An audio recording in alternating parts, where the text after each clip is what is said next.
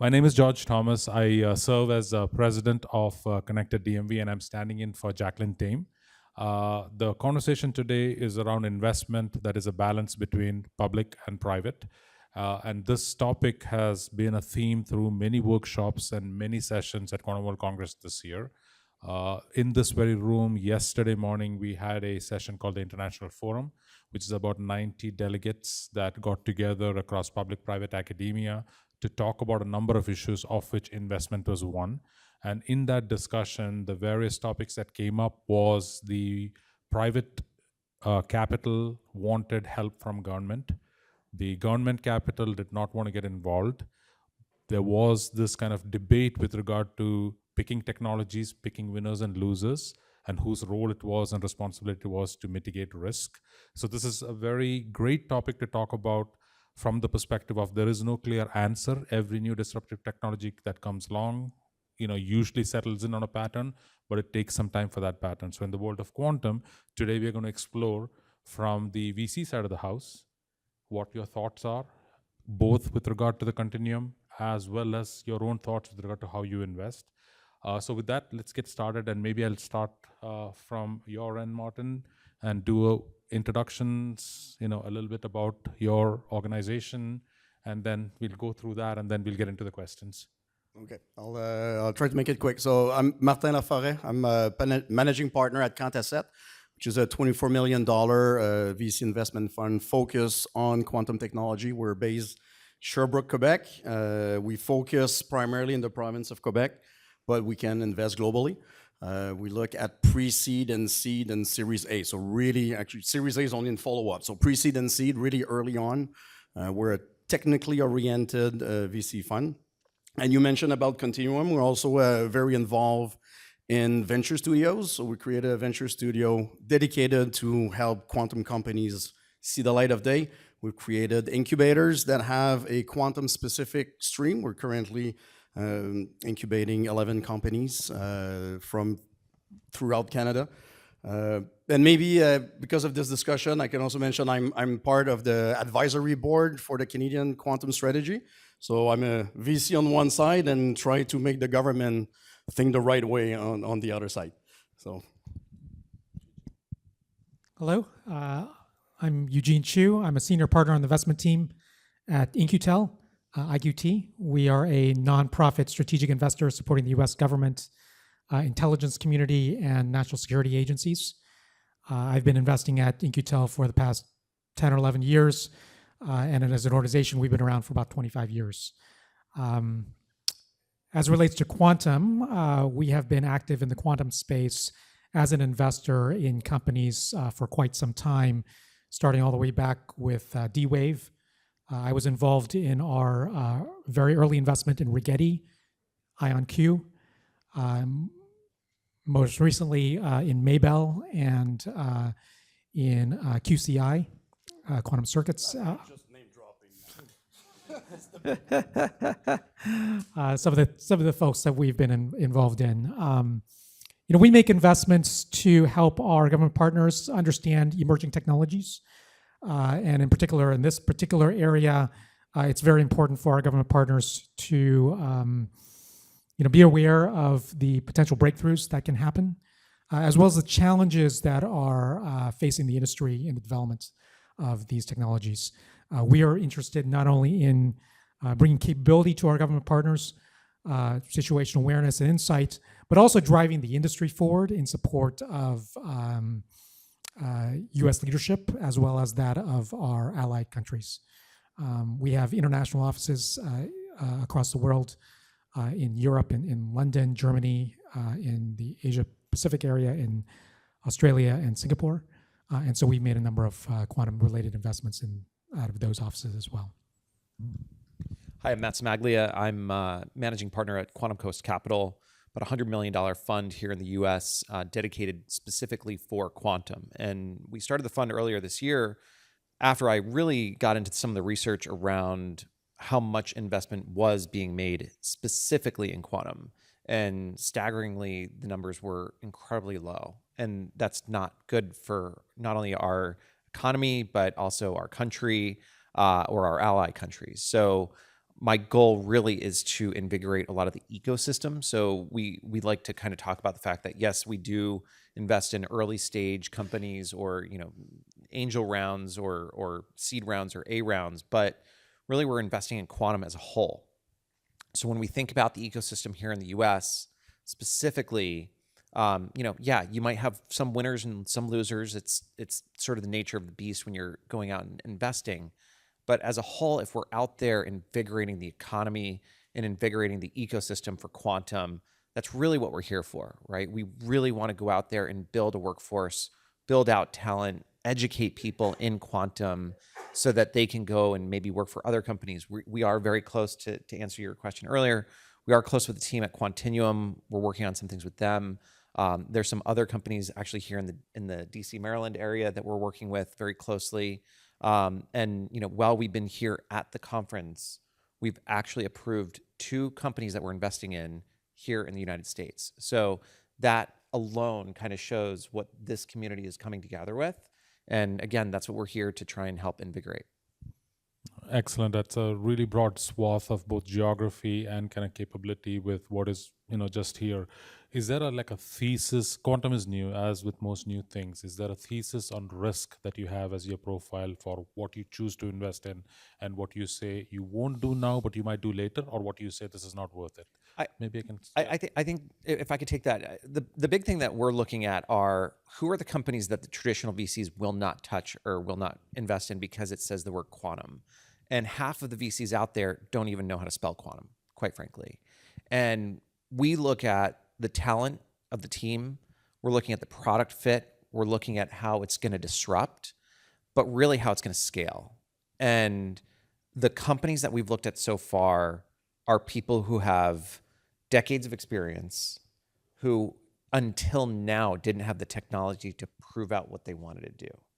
And that's special, because these are people that are domain experts that do not exist in many other cases. So when you have VCs going out there, going after the shiny object of AI, and they're not really looking at under the hood how it's really built, but it's really just off ChatGPT or some other LLM that exists out there, it's not a sustainable approach to investing. But when you look at where we're at in the level of talent that's out there, of course, we're looking at these companies that, quite frankly, are going to be the next it company out there. When it comes to for the risk part that you mentioned, we find that quantum technology kind of self-de-risks itself. But here, let's be honest, the risk part, when we say de-risking, we're way up at the top of risk. So it means we just spread it out a bit more. We're not doing SaaS, okay? So we're not at the bottom of the risk, we're still at the top.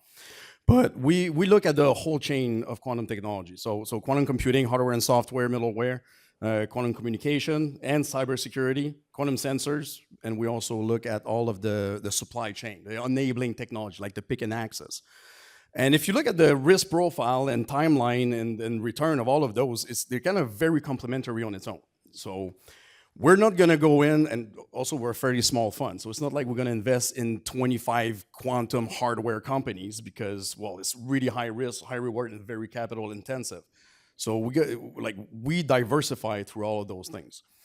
And we are also a technical fund. So we're 4 partners. 2 of us have a technical background. We did our studies in quantum. We live the quantum industry, the quantum academia. We work in startups. We saw that what works, what doesn't work. And our 2 other ones are investors, like classic investors, where we see things differently. So we take a little bit of the traditional investing approach, but at the same time, we kind of threw out the VC investment book in the garbage, because you cannot apply the strategy, the typical strategy of VC investing, especially in quantum and especially in pre-seed.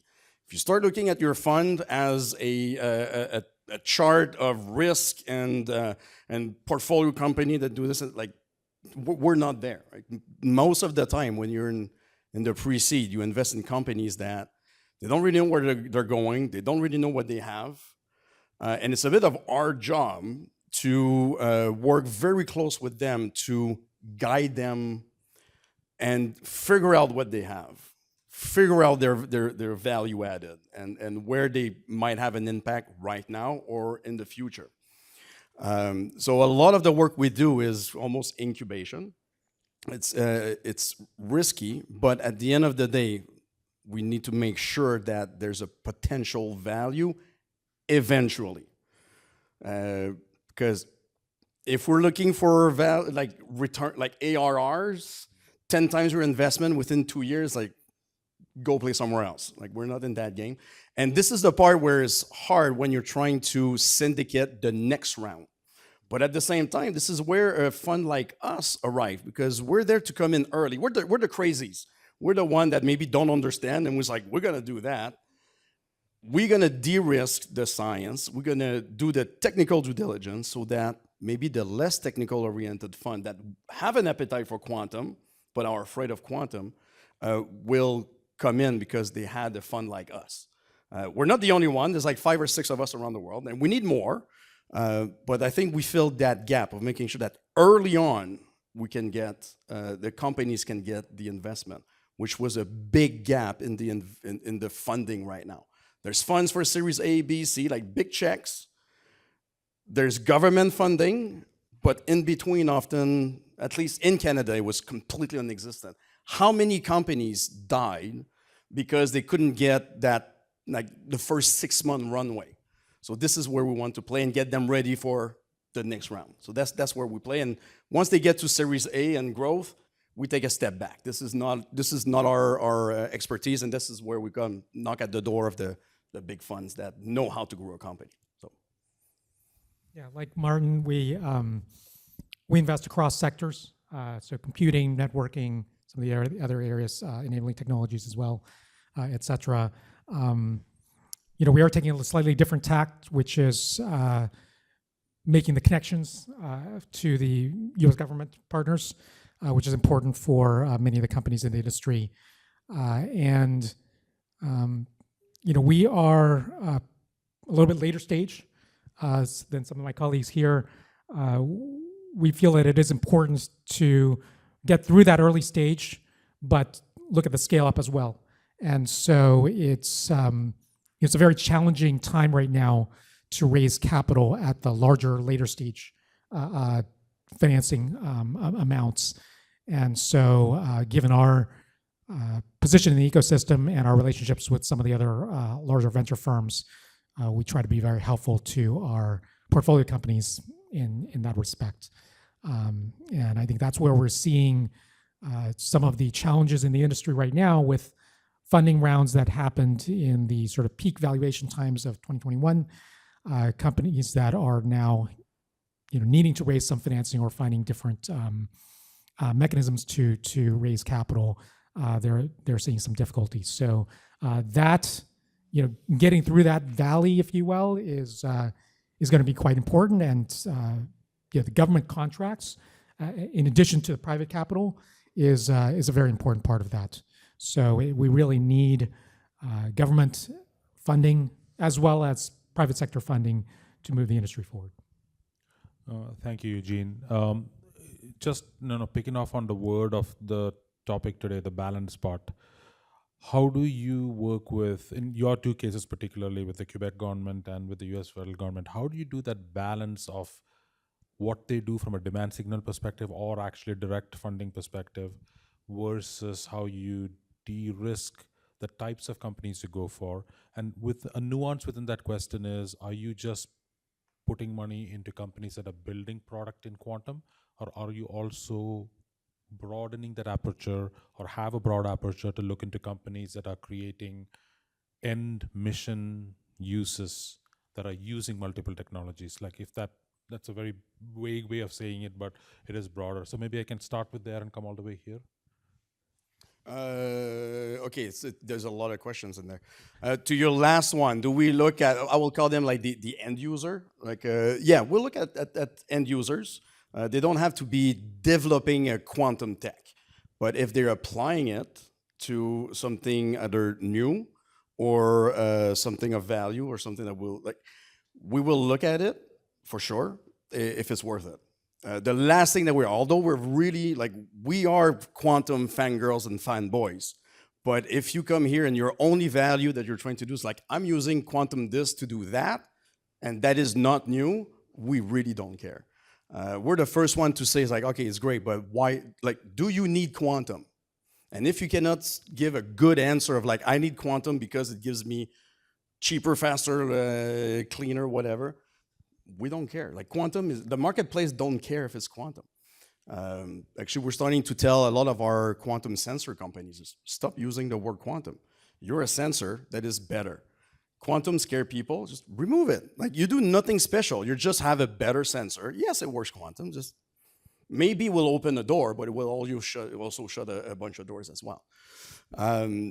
So yeah, we look at that end user, and then I completely forgot what was your first point. How do you work with the government? Oh, that's right. Either for Yeah, demand thank you. signal or Yeah, which is co-funding? the subject of this presentation.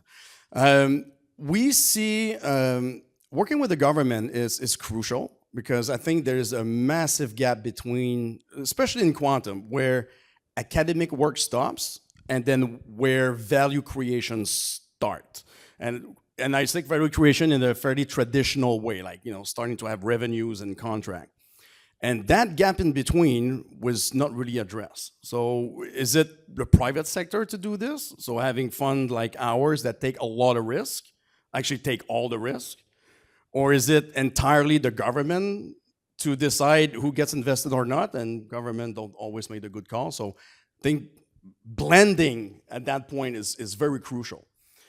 So we call it like we're stretching our dollar. So the one thing we love is how we can give $1 to a company and they can unblock like another $1 of non-dilutive financing of public. So in the United States here, that's something that you do very well.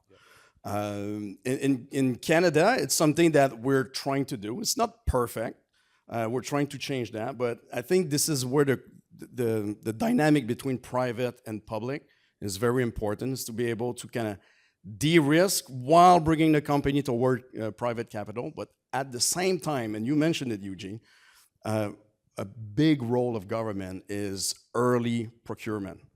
I think because they can show the value of technology, they are supposed to be able to take risks, because government lasts forever, supposedly. The people last 4 years, which is another thing we can talk about, but technically they're the one who can go for a long time. So government procurement or procuring the roadmap like what DARPA does, it's absolutely crucial to help those companies really move from lab to market. And then, and it's different in very different jurisdiction, which is but I think some countries took very, sorry for the word, but very, I don't say ballsy, but very, courageous bet. And I think more country needs to do that as well. And Canada being the first one, but we're not here to do the process of Canada. Yeah, so we work very closely with our government partners. We're sort of the interface between the private sector and some of our government partners. So we certainly are interested in the use cases, the end user use cases. We're tied to the end users as well. In our world, a number of those folks don't like to show themselves. So we're the folks that sit in the board meetings, get the insight, and then go back into the other room and have those conversations, if you will, with those end users. Today, there isn't quite the use case that's valuable that exists for quantum at this stage. Not the use case, but the proven utility of quantum in it as it relates to advantage over classical computing. So really today, folks are really interested in understanding how to measure what works and what doesn't, and how to compare the different technologies. Ultimately, there will be interest in capability, but that's to come. We are working very closely, and we know there's a fairly small community in the government, inclusive of DARPA, IARPA, and then the various agencies, and we're well integrated into that community. I would say communications and education, right? The community as a whole really needs to get there and educate people as much as possible in all branches of the government. And I was on Monday with a congresswoman, and she had never really heard of quantum before. And it's shocking to me that at some of the highest levels of the government, you still have all of these people that just don't understand what's at our fingertips and what our enemies essentially have at their fingertips. And when you look at countries like China investing 15 billion, and then you have the U.S. and we're at like 1.2, there's a huge gap there. And getting into the side of where we were 2 years ago, most people in Congress hadn't heard of AI or thought about AI, and then all of a sudden they had to. And I don't want to get to a position in our country where they have to learn about quantum because somebody else is doing it better, faster than we are, and now we're left in the dark. So I think it's absolutely imperative for the U.S. government to come out and really step up their game when it comes to some more of the funding. We at the fund have somebody that's dedicated to writing grants, and similar to Eugene's company, like we think it's so important to get that non-dilutive capital from the government, because without that, again, we can only give so much. We can only help a company go so far. And it is difficult to fundraise for these companies. It is really hard for founders to go step into a room somewhere with a potential investor and say, hey, I've got this thing that nobody else has done before. Or what's your market competition? Well, there isn't any because nobody else has created this thing that I've created, right? That's really hard as a founder to go into a VC and say that, because initially you're going to go right out of the room because they're going to say, well, if nobody else is doing this, there must not be a market fit for it.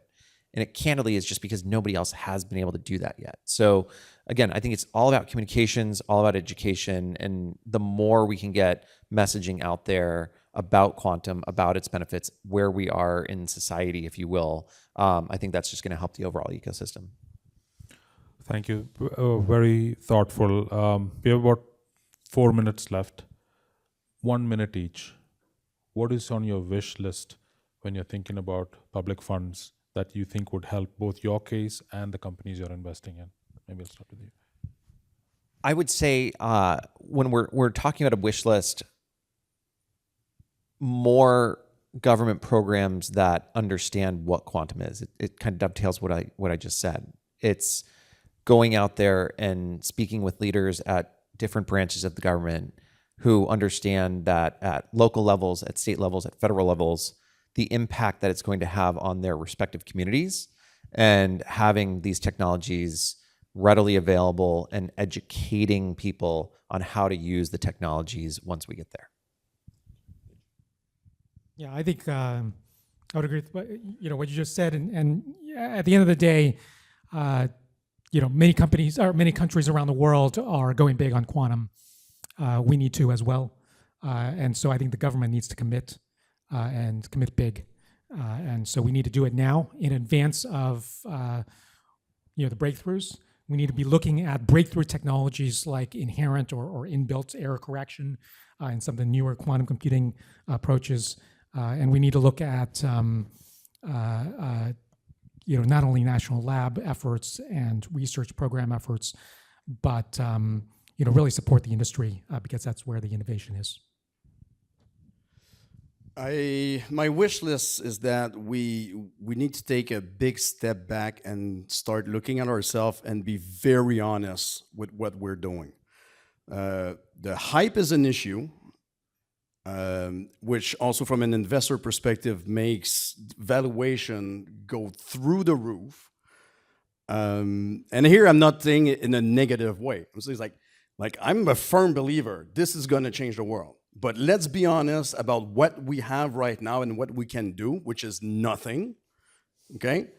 In quantum computing, sensors, communication is other thing. And I don't say that in a bad way. I mean it in, if we keep on riding the wave of this is this magical box that's going to change everything tomorrow, we're going to have a quantum winter. So it's kind of a stereotype to mention that right now. And then everything that we've been doing for the past 15 years will disappear for another 20 years and then reappear. AI went through this. There's been a bit of a correction already, so we need a bit more too. Yeah. And one thing, for example, where that scares me is you mentioned 2021, right? 2021 was the year that has the largest influx of capital, but we saw a reduce of new companies. Look, there's billions of dollars coming in quantum, but if you compare to other sector, we're a tiny, tiny little thing, okay? So we're insignificant still. But yet we are already seeing some slowdown in the number of new companies. Yet we're saying that quantum is that thing that's going to change everything. And this is not because the science is not there. It's because the capital doesn't go there. We don't go and support them. So we need to be very careful in just putting all of our eggs in the basket of the companies that's been around for 10 years. And no shade on them. They're very good companies. We still, like, it's what is about to come that will really make a difference. And we cannot forget about them. And then we're still nowhere close to really make a difference in the world with quantum computing. And let's be honest about it. Let's keep supporting it.